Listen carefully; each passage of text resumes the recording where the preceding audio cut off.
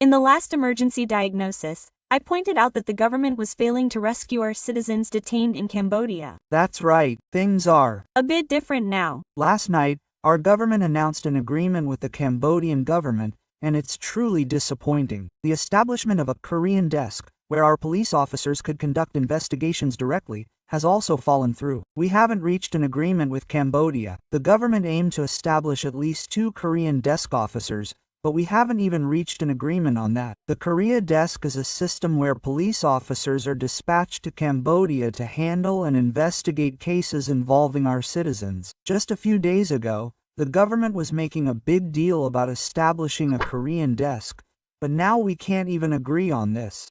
Experts are critical of the frustrating and pathetic situation. Even if we agreed to establish 2 Korean desk officers immediately, would they be able to rescue 1,000 of our citizens from the criminal ring? It's impossible. What I mean is, setting up a Korean desk is a given, and a separate rescue operation should have been agreed upon with the Cambodian government. India rescued 1,000 of its citizens, and a large-scale joint operation between the Indian Ministry of Home Affairs and the embassy was dispatched to the site, directly conducting a rescue operation with Cambodia, centered around the local embassy. Not only that, India abandoned a large-scale joint investigation with 5 countries, including Cambodia, Myanmar, and the Philippines, and even dismantled 22 criminal organizations. Even Malaysia sent police and diplomats to Cambodia to facilitate a joint rescue operation with Cambodian troops on the spot. No, even after agreeing to all these things with the Cambodian government and abandoning the rescue operation, they still dug up a cool mess. They came back without even being able to persuade them to destroy the Korean desk. So what did they agree to? What did they agree to? Don't be surprised. We've agreed to form a task force to discuss how to respond going forward. We'll hold a static TF meeting. That's the agreement. This TF team has agreed to establish a Korea desk, whether or not Cambodia is cracking down, and to hold an annual meeting to hear about how they're cracking down. The second Vice Minister of Foreign Affairs and the Director of the National Investigation Headquarters announced the current agreement on the night of the 17th. The second Vice Minister of Foreign Affairs announced this.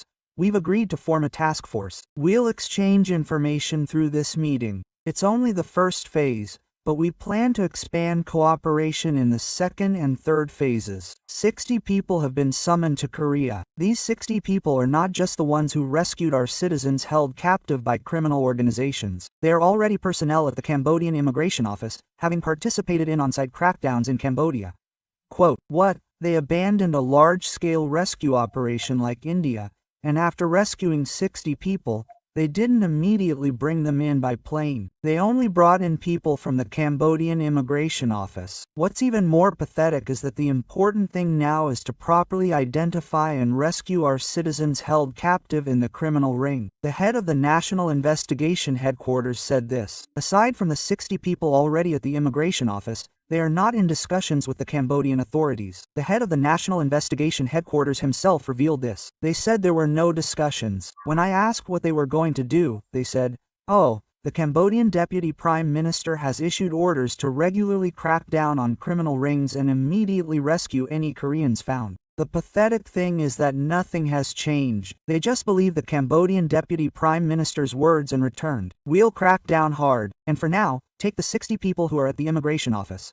Quote, and the Cambodian minister said, do a good job of regulating Korean public opinion. They've been reporting too negatively on Cambodia. Quote, no, the Korea desk couldn't even reach an agreement and only received a lecture. They couldn't even discuss how to rescue our citizens held captive by the remaining criminal organizations. But now, the articles are discussing an expanded version of the Korean desk. Some articles like this are circulating, but it's a pun. The National Investigation Headquarters director made the remark about the expanded Korean desk, and when the Korean desk plan fell through, he said, don't get hung up on the name.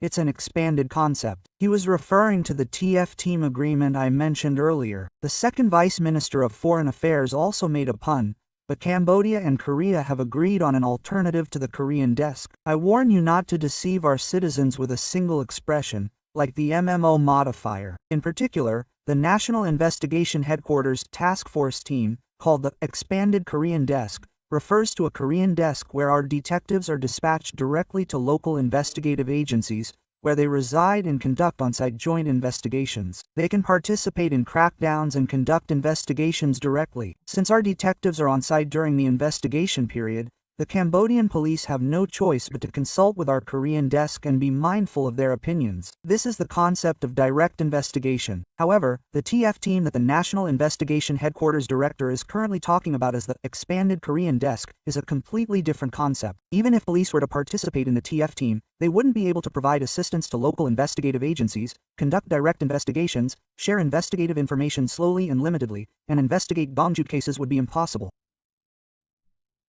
The TF is literally a dialogue mechanism to discuss what to do next and to inform Cambodia of how the investigation is proceeding. It's nothing more or less than that. How can you call this an expanded Korean desk? You can't ignore the people, and they agreed on an alternative to the Korean desk at the second Vice Minister of Foreign Affairs. Is this an alternative? Is the TF team an alternative to the Korea desk? If this were an alternative, the TF team should have investigative authority and cooperative functions, so there would be no need to dispatch a Korean desk to Cambodia in the future. But that's not the case at all. This TF team is one that can't rescue a single Korean unless the Cambodian authorities crack down on it. It's a TF that can't even get information unless Cambodia tells it, and it's nothing more than a dialogue mechanism that can't pressure Cambodian intelligence. We've only agreed to this until now and returned. How much of a crucial golden time is being wasted right now? International donors and the international community are monitoring in real time and informing us that criminal organizations within Cambodia are fleeing in the middle of the night and relocating their bases to third countries like Myanmar and Laos. If they escape to these third countries, Koreans will also be dragged into hiding. Those are even harder to rescue. Even if it's just investigating an already empty house, our investigators should be working directly with Cambodian investigators on the scene to find out where they're going. We need to gather at least some clues to rescue our citizens in the future, but they're returning with only Cambodia and TFT. According to reports, Cambodian criminal organizations are still recruiting and enticing Koreans through telegram rooms. The Korean government's response will soon be quiet. We're healthy.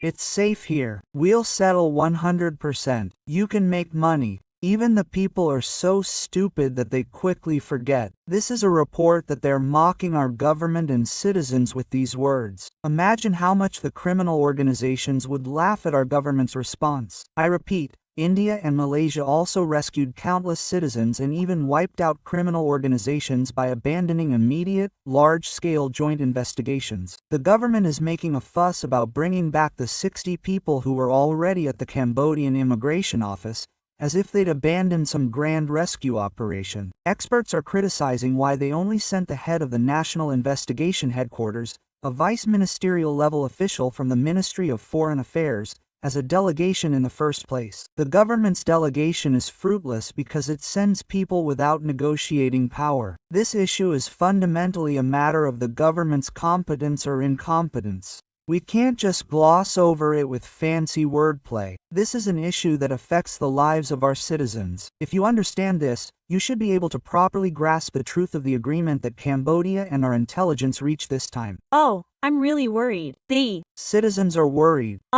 Please spread the word.